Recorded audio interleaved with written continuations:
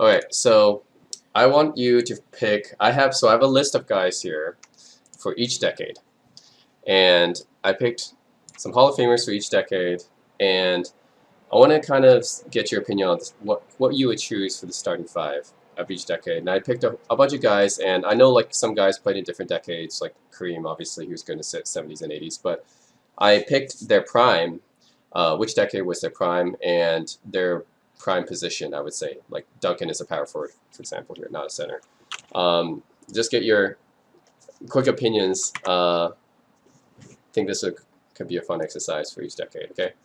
So 50s, we don't have a lot of choices at the PG position. I think this is no contest, right? Bob Cousy, obviously way better than the other options, Slater Martin. Right, so, right. So we can start with Cousy for both of us. And then I think Sharman probably over Tom Gola, right? It's probably, again, no Honestly, debate here.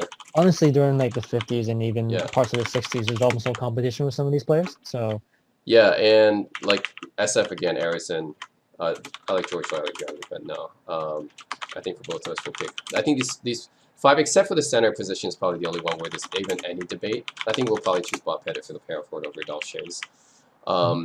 Center. Okay, this is interesting. Mikan, Johnston, McCauley. Which one of these guys? Yeah. Mikan or Johnston, I think, is really interesting one. Johnston, a three-time scoring champion. Mikan, obviously one of the most influential big men of his time. I might take Mikan if I had to compare. All right. But it's close. That's a close I might one. actually take Johnson. Actually, is very good too. I might actually take Johnson here, and the reason is, I think the thing with Mikan is he was so dominant for his time, but he had pretty much no competition for his time. Johnston, when he matched up against Mikan, I think he actually got the better of him. You know, until Russell came along, obviously, but he's not in this discussion right now. So 50 is pretty easy.